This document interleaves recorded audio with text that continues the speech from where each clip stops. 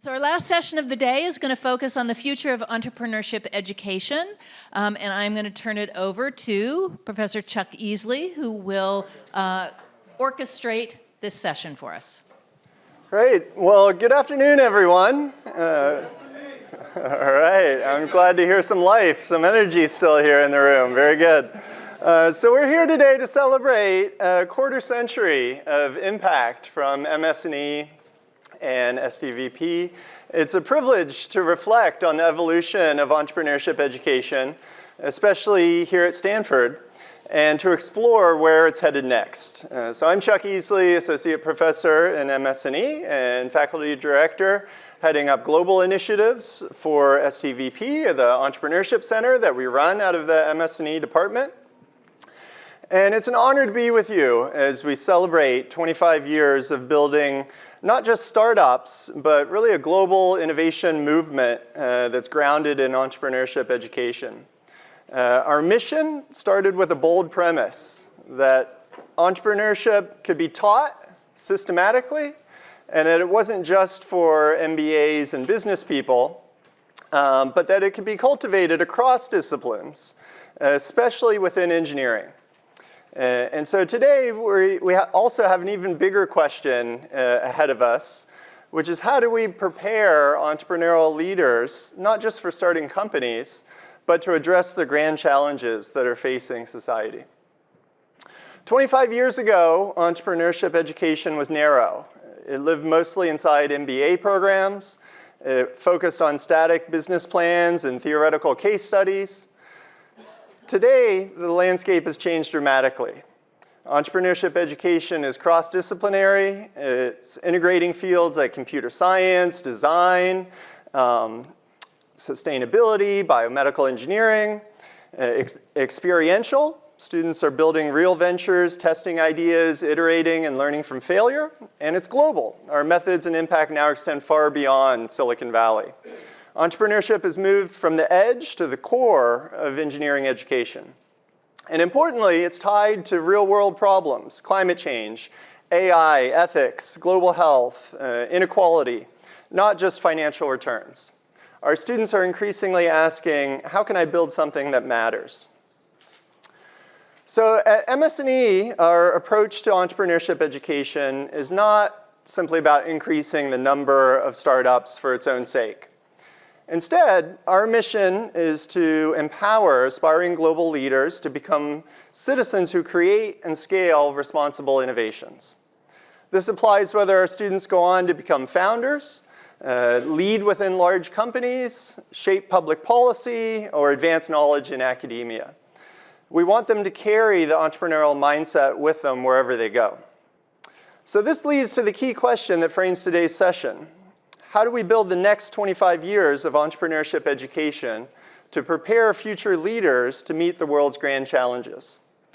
And so in a world shaped by AI, widening inequality, aging populations, climate crisis, and global migration, how can we equip entrepreneurial leaders with creativity, resilience, and the ethical grounding they need to make a difference? So before we dive into the fireside chat, let's zoom out for a moment to see the broader impact that Stanford entrepreneurship has already had. And we know the impact of Stanford innovation is already massive. Stanford alumni have founded over 40,000 companies, employing more than 5 million people and generating over $2.7 trillion in annual worldwide revenue. The companies born here are not just startups, they're engines of growth for the global economy. But with that influence also comes responsibility to ensure that the next generation builds ventures that are more inclusive, more ethical, and more mission-driven. So over time, we're seeing some powerful shifts. This is data that we collected both from Stanford and from MIT graduates. And it shows that they're launching companies earlier and earlier in their careers. Each successive cohort of graduates, especially from the 1970s onward, is founding more companies, and they're doing it sooner after graduation. This trend underscores why entrepreneurship education matters even more today. Students aren't waiting until mid-career to innovate. They're building products, raising capital, and starting ventures within years, sometimes within months of graduation. And AI is only accelerating these trends. So this reinforces our mission. We're not just preparing founders, we're preparing students to act entrepreneurially wherever they go, now earlier than ever. And one of the most powerful dynamics we're seeing is that a growing proportion of these future leaders are choosing Stanford and also our peer institutions because of the reputation for entrepreneurship. So this creates a positive feedback loop where the more we support responsible innovation, the more the top entrepreneurial talent we attract, and the greater our global impact becomes. So it's not just about what our alumni have built, it's about who we're now attracting and how we're shaping the future of entrepreneurship from the moment when students arrive. And this data shows how different types of exposure to entrepreneurship education and ecosystems correlate with founding activity, especially amongst quick founders, what I defined as those who secure VC funding within 3 years of graduation. For these quick founders, 61% took entrepreneurship courses, 52% engaged in the various competitions around campus, and 58% leveraged the alumni network to start their ventures. So these are not just extracurriculars, these are key catalysts. And it reinforces why our work in MS&E matters, because the pathways we offer through teaching, through competitions, through mentorship, are instrumental for students' transition from idea to impact, often much faster than in the past. This table gives us a window into what alumni actually remember and credit as influential in their entrepreneurial journeys. Notably, MS&E courses topped the list, narrowly edging out even the GSB. Courses like E145, the Entrepreneurial Thought Leaders Seminar Series also stand out, but there's no single course that dominates. There's a rich, diverse entrepreneurship curriculum in MS&E and at Stanford. And so the influence comes from a portfolio of experiences that combine exposure to theory, hands-on experimentation, and inspiration from practitioners. So this is exactly why STVP is more than a single class or a program. It's an integrated ecosystem of courses, mentors, and opportunities to learn by doing. So to help us explore how entrepreneurship education has evolved and where it's headed, I'm thrilled to welcome a key pivotal leader who has helped shape this journey. So Steve Blank, whose customer development model helped to launch the lean startup revolution. He's one of the most influential entrepreneurs, educators, and innovation thought leaders, widely credited with creating and launching the lean startup movement and reshaping how innovation happens, not just in startups, but also across government, academia, and the national security sector. He pioneered the customer development methodology, which became the foundation for the lean startup and revolutionized how entrepreneurs test ideas, engage customers, and build ventures. He co-founded 8 startups, including Epiphany, which went public during the first dot-com boom. Afterwards, he turned his attention to teaching and public service. He created the Lean Launchpad course at Stanford, which he told me just a couple of days ago has now taught over 800 students, and many, many more via its adoption by universities and governments around the world. So this course became the foundation for the National Science Foundation's I-Corps program, which helped launch startup tools and bring these to researchers and scientists across the US. At Stanford, he's co-founded the Gordian Knot Center for National Security, which connects students and researchers with real-world challenges.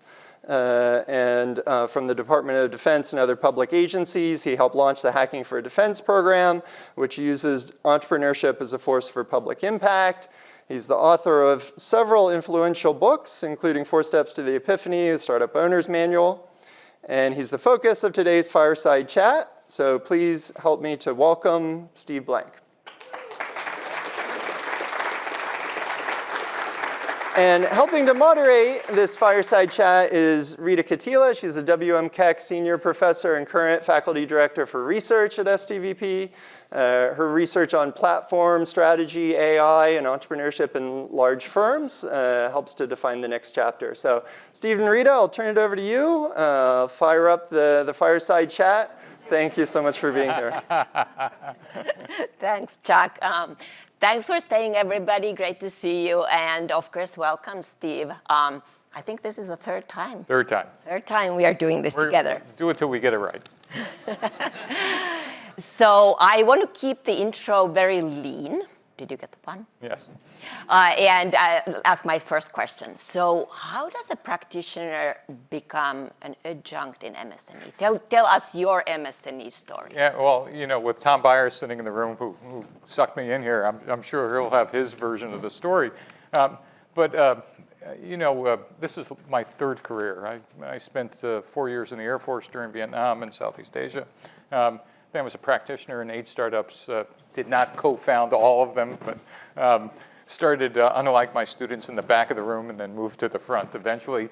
And did 8 startups, including my second semiconductor company with a junior professor from Stony Brook who had just joined Stanford in computer science. His name was John Hennessy. So I was Hennessy's head of sales and marketing for MIPS Computers.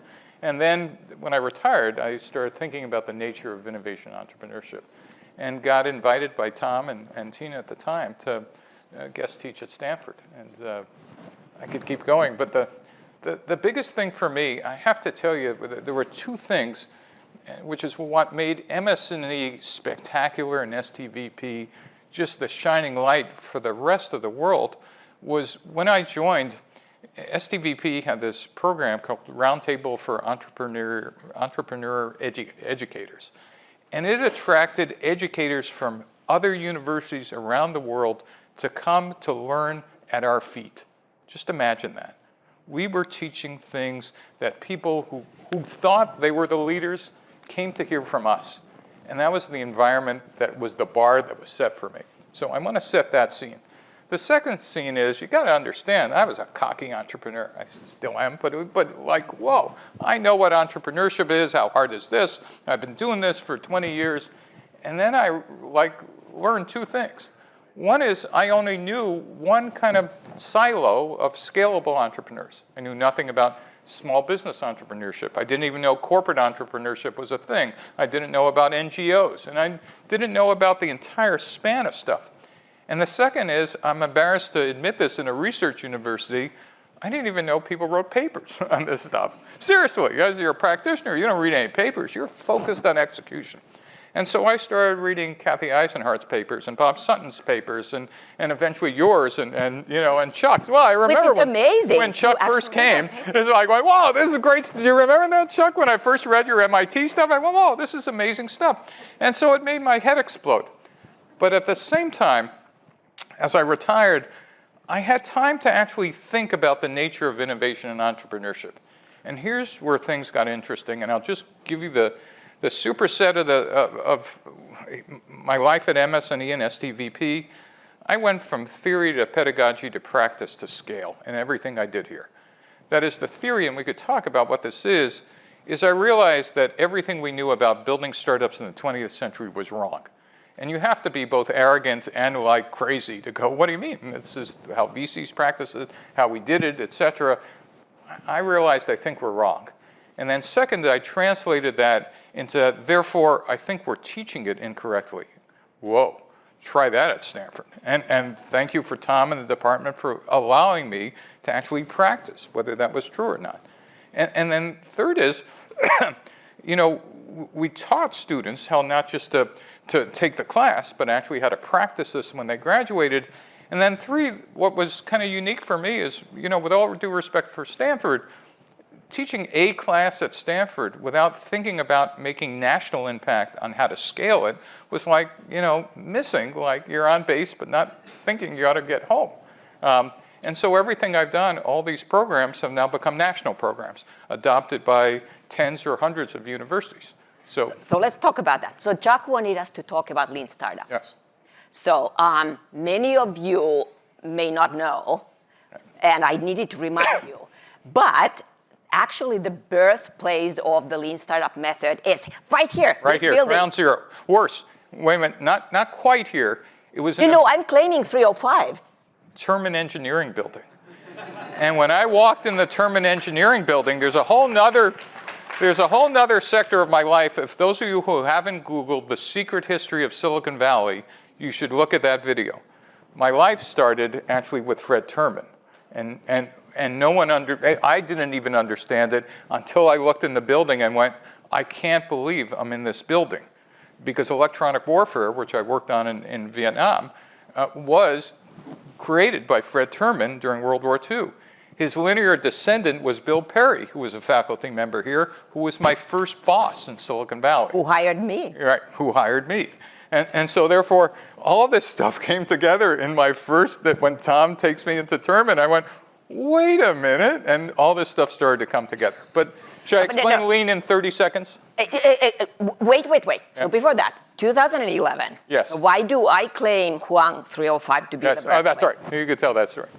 So Kathy Eisenhardt, Tom, myself, a couple of people from the National Science Foundation, you pitched the early idea that became then Lean Startup to us in Huang 305. Right. It was a crazy idea. It was a great, we could not, we were kind of looking at ourselves, I could not have been more wrong in my life. It's huge now. Sure. Tell us about Lean Startup. What is it all about? Anybody take entrepreneurship classes pre-2010? All right, everything you knew was wrong. No, and every MBA, I remind them, everything but accounting is obsolete. And here's why. In the 20th century, the shorthand is, though I don't know the phrase was ever used directly, VCs, that is investors to startups, essentially said to a founding CEO, startups are nothing more than smaller versions of large companies. Everything a large company does, we want you to do. We want you to hire sales, marketing, biz dev, because you're going to write a 5-year plan. We're going to execute the plan. And by the way, that plan ought to have $100 million in revenue in year 5. And by the way, if you like your plan and you use a good font and you're great at presenting, we'll give you a check. And therefore, they would manage you to that plan, assuming that everything was an execution process. Big idea. Well, wait a minute. I started thinking execution process. Well, wait a minute. In a large company, what do we know? We know customers, we know competitors, we know customer needs, we know product features, we know whatever. What do we know in a startup? Well, wait a minute, we don't know anything. We think we know because somebody might have given us money and thought Kleiner Perkins blessed our plan, therefore God has come down from heaven and said it was written in tablets. But it turned out none of that was true. And in fact, the first derivative of that is large companies execute known business models, startups search for them. Yet we had built 100 years of management tools for execution, but we had built 0 tools for searching for business models. And that, in fact, in hindsight, was what I built. And it started with a process, and a simple statement is, there are no facts inside your building, so get the hell outside. And what are you going to get outside to do? You're going to test a series of untested hypotheses that are implicit in the plan you just thought you wrote. Who are the customers? What features do they care about? What's the right channel? What's the right pricing, et cetera?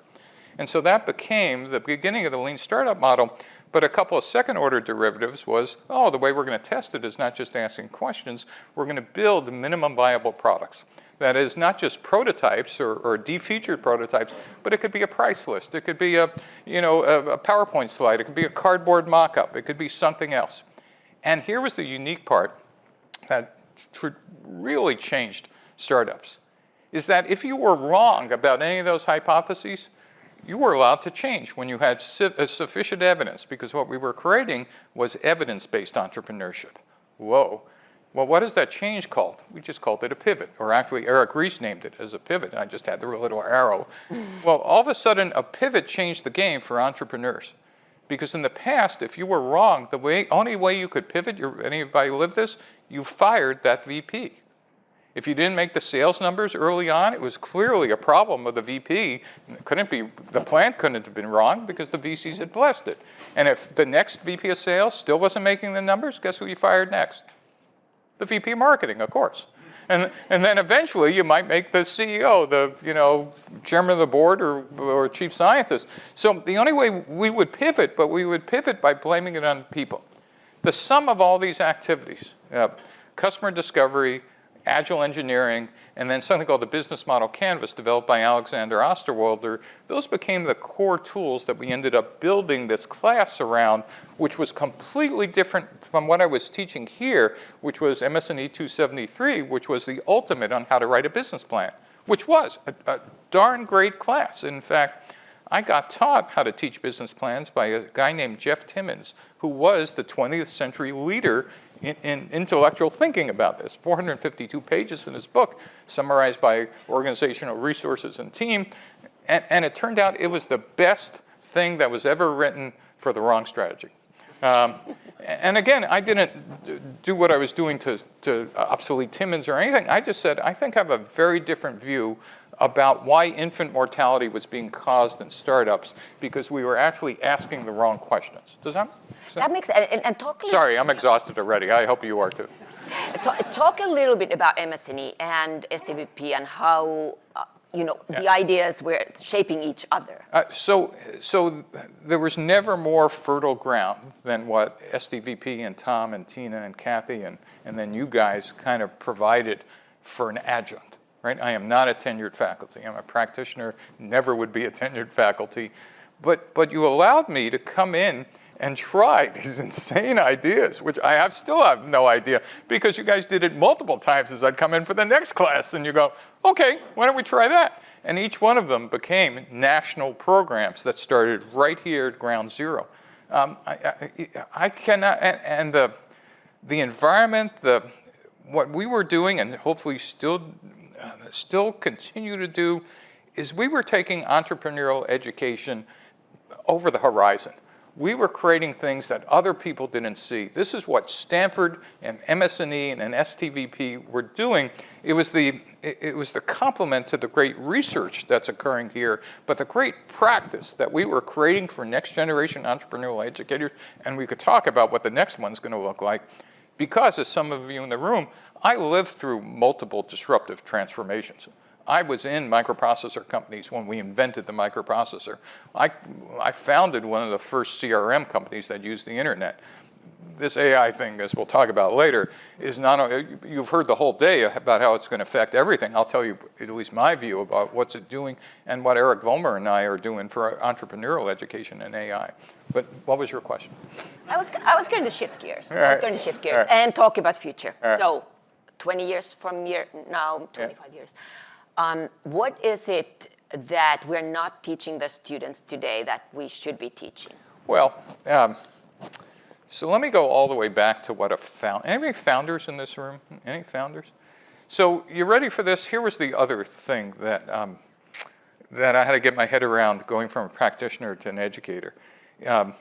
When I started teaching entrepreneurship education, I had a friend, John Rubenstein, who had been head of hardware at Apple and then president of Palm, who laughed. He said, Steve, you were a born entrepreneur. You can't teach entrepreneurship. I said, uh-oh, John, I signed up for that. And then I realized, what was it that we were missing? For those of you who don't know founders, you should if you're living in the Valley, founders are not normal people, right? They're not accountants, with all due respect to the accountants in the room. Founders are closer to artists than any other profession. They see things that other people don't. They hear things that other people don't. Well, wait a minute. We figured out 500 years ago how to teach artists by first-day apprentice. And then about 150 years ago, we discovered that teaching art appreciation in the earliest grades allows students to identify, number one, you mean this could be a career? I could paint, the finger painting could actually, or there's writing is actually a thing, or the putting on plays. And also lets the rest of the people in the room appreciate, that's why it's appreciation. Well, I can't do that, but boy, I now know what it's like to try to create something. Once I got my head around that I was teaching artists, not accountants, all of a sudden also it influenced how I thought about the pedagogy. Does that make sense at all? That makes total sense. Well, I've been doing research on lean startup teams and how they perform. And it seems to me you are taking really the playbook of science and asking your artists to use the playbook of science. So and that's where here was the most amazing story, which you should all appreciate and feel incredibly proud of MS&E and STVP. So once I told you that crazy story, the class I wanted to create, and like for whatever reason, you guys and Tom said, sure, go ahead and create this class. I created the class, and no one knew whether it would work or not. Even I didn't. Well, I believed, of course, it would work. So I started blogging every week of the class. Every week. Here's what I thought would happen. Here's what my students did. Here were the slides I taught. Here were the slides my student presented, week by week. But I had no idea back in Washington, D.C., the head of commercialization of the National Science Foundation was reading it, as he told me later, like it was a serialized novel. And then he got his entire team to read it. Then he got Subresh, who was the director of the NSF, to start reading it. And 6 weeks after the class ends, I remember I was on Campus Drive, and I get a call from Ara Arkelek, the head of NSF. He said, hi, I'm from NSF. The government needs your help. Now, I have to tell you, like, this is the middle of Iraq and the surge. And I said, number one, who's the NSF? Well, I'm not a researcher. I didn't know. And then I blurted out, and the government had my help during Vietnam. I'm done.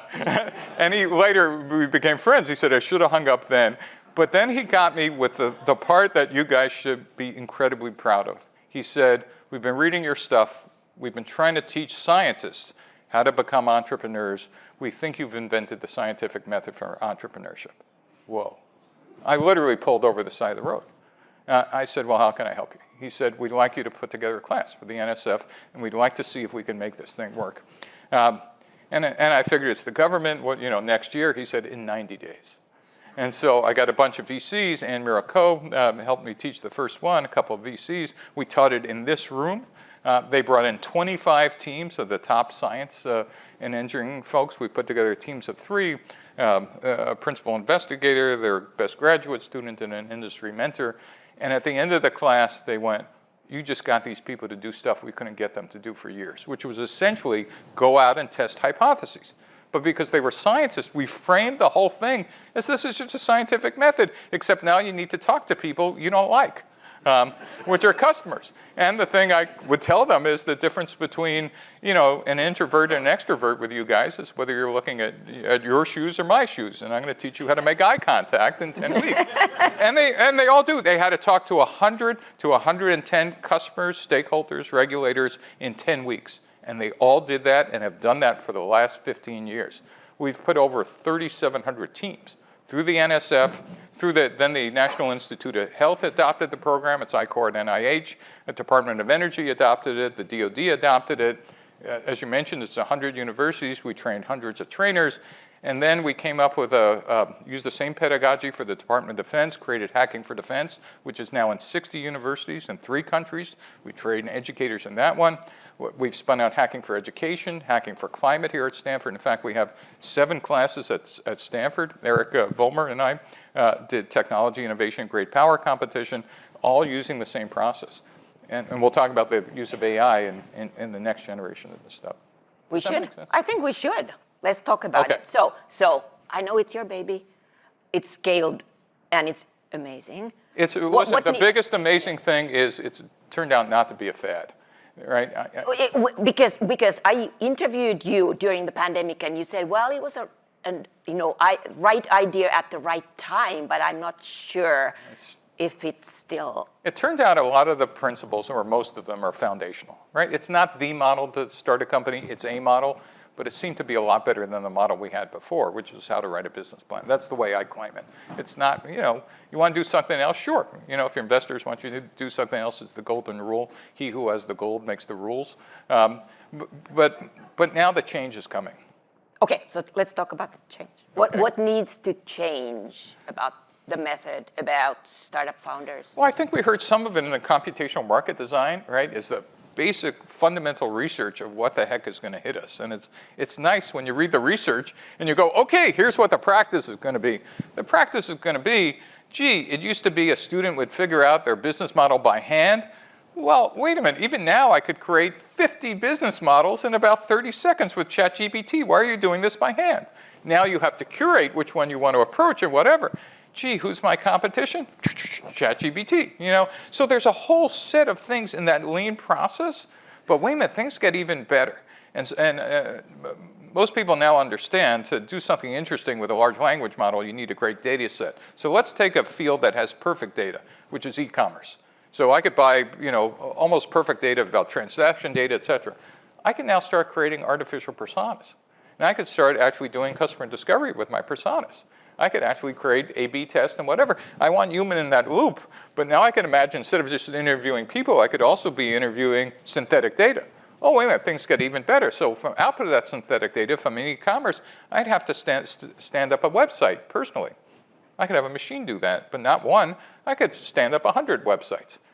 So give us the role of the human. Well, the role of the human is, today, while you could generate all this stuff, some percentage is hallucinating. The problem is you just don't know which percentage. It's a big idea, right? Right now, the hallucination factor, so if I'm going to completely bet my money on it, I do want a human with some judgment in him. Entrepreneurship will always be an art. It's much like when I was around when Photoshop and PageMaker and page layout programs came around. How much time do we have? We have 1 minute? We'll talk faster. Open up for questions. All right, well, but when the first page layout programs came out, everybody said we won't need graphic designers anymore. Well, I don't know if any of you lived through that. That was called the ransom note era. Is that everybody made things with multiple fonts because you could, and everything looked like a ransom note, and you realized, you needed a designer. The same thing here. You will need a human being. But this, and by the way, just to sum here, someone will build an enterprise software platform that does this, not just having entrepreneurs do this. This will be the new platform for how you accelerate this. So it will turn from hypothesis testing one-to-one to machine learning hypothesis testing. Make sense? That's just kind of where it's going to go. I'm convinced. Perfect. So customer discovery tells us you and I need to stop talking and ask our customers, which is you. So what questions do we have for Steve? Chuck, are you moderating? We can both moderate. We have microphones. Yes, there's a hand. Thank you so much. Steve, I've followed your work from the very beginning, and it's had an impact even at my university, UCSB. You've trained a lot of the people there, and we have a new venture competition. So it's very interesting to hear what you have to say about the AI. And just to clarify, you're not saying you don't have to get out of the building anymore, are you? No, but I'm saying AI will be a force multiplier by a factor of 100 in doing so. So you want to have some ground truth. Without ground truth with synthetic data, at least for the next 5 or 10 years, you're really going to be like shooting in the dark. So yes, you've got to get out of the building, but at the same time, I would think of this as a force multiplier, for your head, for your customer discovery, and for your bandwidth. Does that make sense? Multiplying the force in what sense? Well, for example, if I was slogging overnight with a team trying to create a business model, I can now create 50. Right? If I'm slogging through a team trying to figure out, well, what personas, actually, I could create artificial archetypes. Right? If I wanted to create the part I was going to get to, now I created websites. I could actually populate it with artificial products, not by hand. That's what I mean by force multipliers. Mm-hmm. It's still kind of the same process, and that actually might mutate over time as well. But at least to automate the existing process, to me, it's a no-brainer. That's going to happen. Right, but you still need to get in front of the customer, understand the problem. Yes. Firsthand. Yes. Yeah. Okay. Definitive yes. Yeah, I have a quick comment and a question. I go to a lot of innovation conference, and there's already companies offering exactly what you said that's AI-powered Right. as commercial offerings, and they're getting great success Yep. with big companies. It's amazing. My question is about the difference between startup innovation and corporate innovation. And say I wander in the corporate world, and a lot of your lessons has taken hold, but a lot of them fall short. And I can't quite figure out which ones or why, but there are some real dramatic differences in their ability to experiment, their understanding or misunderstanding of the customers, their access to channels and capital, and it goes on and on. So I wonder if you could comment on some of the important differences. Chuck, do we have another hour and a half? So I've spent my time now in the last couple of years focusing on even something bigger than corporate, which is government innovation inside of, which is almost an oxymoron with an emphasis on the second syllable. But think about three columns: what startups could do, what companies could do, and what government organizations could do. Startups could do anything, including break the law. Go ask Uber, Airbnb, Tesla, et cetera. Companies can only do what corporate legal says you could do, and state laws and whatever. And in fact, innovation inside of large organizations is a small fraction of the execution machinery. Government agencies can only do, at least up till now, what was permitted by law. At least I don't know. Maybe we'll come back to that. But so first you need to understand it's not about the innovation, it's about the organizational design and their priorities. And we could, I'm happy to spend a lot of time, but it really starts with leadership who understands the role of innovation inside of each one of those organizations, right? In a startup, 100% of the company is focused on innovation. In a corporation, the CEO's greatest strength might be playing golf. And I don't mean that as pejorative. I mean customer, getting close to customers and whatever. And if they're in charge of a very large company, it's truly how do I manage tens or hundreds of thousands of people where innovation is a small piece of the pie. Now, you and I understand that's their future, but that's not how they're measured on Wall Street, right? And the third part is government organizations. Until there's a crisis and a leadership change, which we just are now encountering, you don't really change those kind of things that we've done for decades. So happy to talk about that. Been living this for the last couple of years. Next question. Clint, did I see your hand up? Thank you both for this very inspiring conversation at this late hour. And I was very intrigued by your last answer, Steve, about the prerequisites of being able to adopt the scientific method of innovation.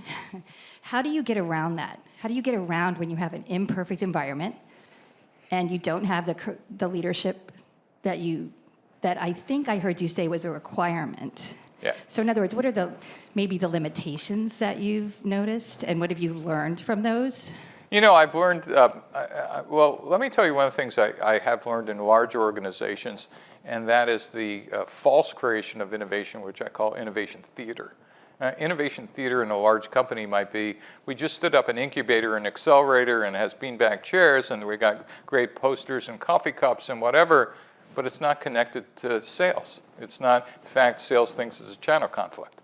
In government organizations, it's, it stands up in a group called research and engineering, but it's not connected to acquisition and sustainment. Therefore, there's no money for it. In fact, the DoD Department of Defense has gone from almost 0 incubators and accelerators 7 years ago to now there's close to 200. But I'd shut down 195 of them if it was up to me, because what they create are demos, but no deployment. And the reason why is they're not connected to people whose job it is to write requirements to actually get the systems out the door. So number one is I would, much like I re-looked at how we kind of thought of innovation entrepreneurship, now I would relook about why are we building corporate incubators, accelerators inside of corporations and governments when we're not focused on the outcome, when we're focused on the fun part, which was how do we have a hackathon and how do we have acts. It might shape culture, but really doesn't shape deployment. Does that make sense? That would be the first thing I would do is go, what's the goal of this stuff? And a lot of them have kind of, it's almost like does everybody know what the cargo cult was? In World War II, the natives, it's an apocryphal story, saw military aircraft would land and it'd spew out like all kinds of amazing goods and services and whatever, and then the U.S. abandoned these Pacific islands, but the islanders built straw airplanes, hoping that like the goods would come out of those. Well, that's what's happened with these incubators and accelerators. We've built a cargo cult that says if we emulate what startups do, somehow magic would happen to our corporation. That's a pretty fundamental error. Did I answer your question, kind of? Kind of. I'm still looking for the fundamental science that, like, so for example, what did you learn from inventing this that you think is enduring, like Jim Collins might think? Actually, what I learned in inventing this had nothing to do with entrepreneurship. What I learned teaching actually helped me understand that later in life, you want to look back and say you've done service, to God, country, community, and family. And to me, this is kind of part of that ecosystem of doing service. As for the entrepreneurship stuff, I've absolutely concluded, whether it's in a university or corporation or whatever, innovation comes from the edge. It does not come from the standard, gee, I got someone who had a great history and a great career and whatever. It's the crazy people, and not necessarily crazy, but the ones who are seeing things and saying things like, you didn't throw me out of that room. Turned out that, that was the magic of STVP and MS&E.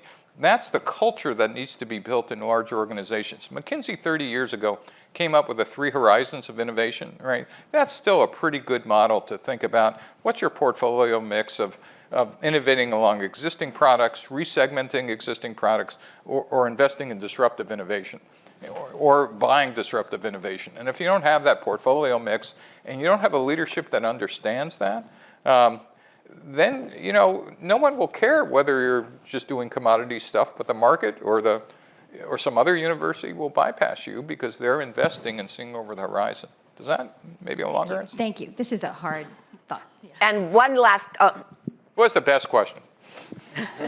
Oh, Ann. So I should remind everybody that Ann taught the first class with me, beat me up multiple times when she became a VC, telling me I didn't get it. And I'd say most of the time she was right. It was my job. So I have this question that's been bugging me for a little bit, where we have scaled entrepreneurship education to all these different places, and part of being an entrepreneur is being a maverick, right? And it's being sort of at the cutting edge and doing things when people say, you know what, like, you're gonna fail. And how do we reconcile that with this idea that now entrepreneurship is almost a career path? And you say, there are classes on it, there's sort of a methodology to it, and it's in many ways very safe. You can tell your mom you're going to be an entrepreneur, and she'll be very proud of you, and she'll tell her friends, my son or my daughter is an entrepreneur, is legitimate. Like, how do we bring back that sense of being a maverick? And you know this because you invest in those. 100% of entrepreneurs think they're visionaries, but enough data that says 98% of them are hallucinating, right? Yeah, right. They're hallucinating. Just like AI. And so I go back to this idea that founders are artists, right? Everybody wants to play the piano, but some of them have an instinctual fingertip feel that some we could teach and raise up, but some are world class, and some don't even need a class, right? They will just become great entrepreneurs through trial and error and whatever. Venture capital is the ultimate filter for this. And I'll push back. The bad news is you guys are funding everything that comes out of Stanford, and the returns seem to say it's okay, And so how much you need lean startup in a methodology also depends on the economic climate and the cultural climate that's outside the university. Lean started in the Death Valley post .com crash, where every VC was hiding under the desk and some of them weren't even answering their phones. And the ones that wanted a methodology that would reduce infant mortality and provide evidence. Now, most of the evidence is, well, do you have a degree from Stanford? Great, good, here's $5 million. MS&E, right? Yeah, I'm sorry? MS&E. MS&E graduate.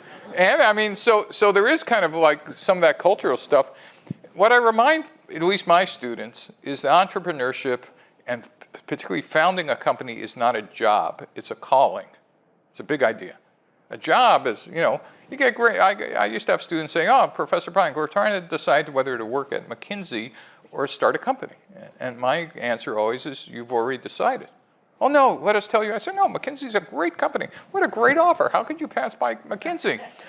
Because you're confusing a job with a calling. Being a founder is the world's most miserable job. Miserable. For those of you who've done it, uncertainty, like you're worried about running out of money. Well, you used to worry about running out of money until Ann started writing big checks. But I mean, it's terrible, right? McKinsey is you'll learn a ton of stuff. You'll fly around the world. You'll, pontificate on things you don't know anything about, and people will follow you. No, it's like, you'll put countries out of business. It doesn't matter. I'm not dissing any McKinsey people. It is seriously, I tell my students who have that kind of, which one should I do? Entrepreneurship is that itch you got to scratch. It is, again, like an artist, where you got to draw something or whatever. Those are the people you fund, right? Those are the people you look for that says, these are extraordinary people. And the great news, and let me just close on this, is MS&E and STVP attract the world's best people who have those skills and talents, and we help them raise the bar.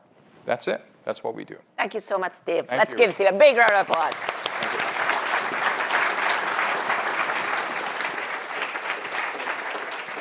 So thank you so much, Steve and Rita. That was fantastic. As we look ahead, I want to close by sharing just a few reflections on where MS&E is going next and STVP and how you all can be a part of shaping the next 25 years. So I want to shift gears a little bit and look at one of the ways that entrepreneurship education is scaling impact today. And this is a project that I'm particularly proud of, our work in Uganda. So there's about 110 million forcibly displaced people around the world, and 1.7 million of those refugees happen to be in Uganda. This is the largest refugee population in Africa. And currently, about 15% of those refugees are engaged in some form of subsistence level entrepreneurship. So we partnered with a local university, one of the local accelerator programs, and a local NGO doing mentorship. And we built an entrepreneurship training, mentorship, and microfinance model targeted for refugees. And just in this first phase, we've worked with over 500 of these refugee entrepreneurs. 65% of them represent women-led businesses. And we're already seeing new types of ventures emerging, ventures that create jobs and build resilience in this community. And so this shows that these entrepreneurship tools that we've pioneered here in MS&E can empower innovation even in such a challenging context as the refugee setting. Another way we're extending impact is through digital content and platforms. Our Entrepreneurial Thought Leaders seminar series has grown far beyond a Stanford classroom. It now has over 500 plus partner schools using the content, 35,000 plus downloads in each episode, reaching listeners in over 100 plus countries. And there's over 3 million learners annually who come across eCorner materials. So this is how we're democratizing entrepreneurship education, making it accessible everywhere that talent and ambition exists. Scaling entrepreneurship education globally isn't just about open content, though. It's also about developing new types of courses and programs. So one example is MS&E 272, Entrepreneurship Without Borders, which I co-teach with Vimbai Kajese. So Vimbai brings an incredible real-world network of leaders building ventures across Africa and Asia. And together, we challenge students to rethink entrepreneurship models beyond Silicon Valley to explore models that work in emerging economy contexts, refugee economies, and across diverse cultural contexts. So this course represents where this is going, the global reach, inclusive innovation, real-world application. So our approach at STVP remains grounded in our 3 key pillars: teaching, hands-on, experiential education, research, advancing the science of innovation and entrepreneurship, where increasingly we can quantify and actually get measures of many things that were hard to study previously. And then finally, community, building mentorship and support ecosystems globally. And each of these reinforces the other elements of the pillar, creating a cycle that grows over time. So the next frontier, as we've heard today, is being shaped right now by technologies like AI, climate tech, deep tech, Our students aren't just asking, how do I build a company? They're asking, how do I use AI responsibly? How do I tackle climate change? How do I bring scientific breakthroughs to market? And so preparing students to lead in these areas with both technical depth and entrepreneurial leadership, that's our next big mission. So as we prepare students for these fields, we're also deeply focused on something that's harder to measure, but just as essential. So today's founders are making decisions in their companies and their startups that potentially affect democracy, human health, climate, and even public trust. So we're embedding ethical reasoning across the curriculum, asking questions like, what's the right way to scale this technology? How do we build companies that don't just grow fast, but also do good? And teaching students to lead with integrity, especially when the stakes are high. Another powerful step that we've taken toward a more inclusive future is through MS&E 179. So this is Entrepreneurship for Everyone, taught by Assistant Professor Alicia Shears, who we hired recently through the Race and STEM Search. Alicia's work focuses on how race, gender, and socioeconomic background shape access to entrepreneurial opportunities. And so this course is designed to open the door to students who might not traditionally see themselves as entrepreneurs, and also to equip them with the tools and the confidence to lead. So it's a great example of how we're evolving not just what we teach, but also who we teach it to and how.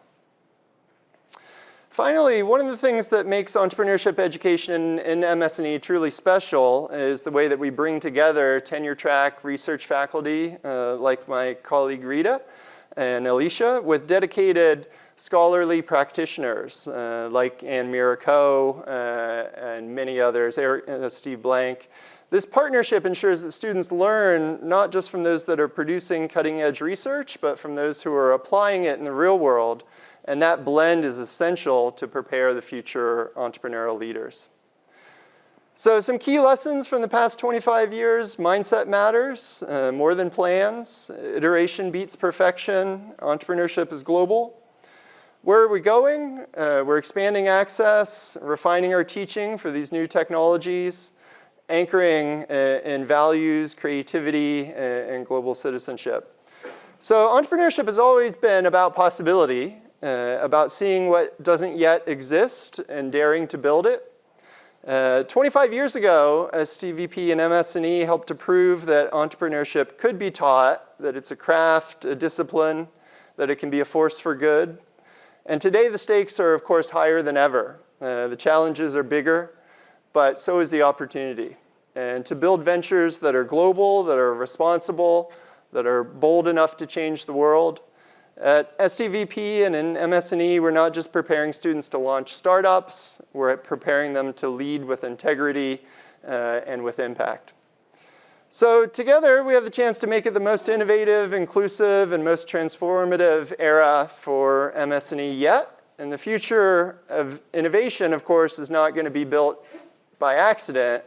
It's going to be built by the students that we teach in the classroom today, the communities that we reach, and the values that we uphold together. So I want to thank you all for being part of this journey, part of the vision and this community, and we'd love to hear from you and keep building this community over the next 25 years.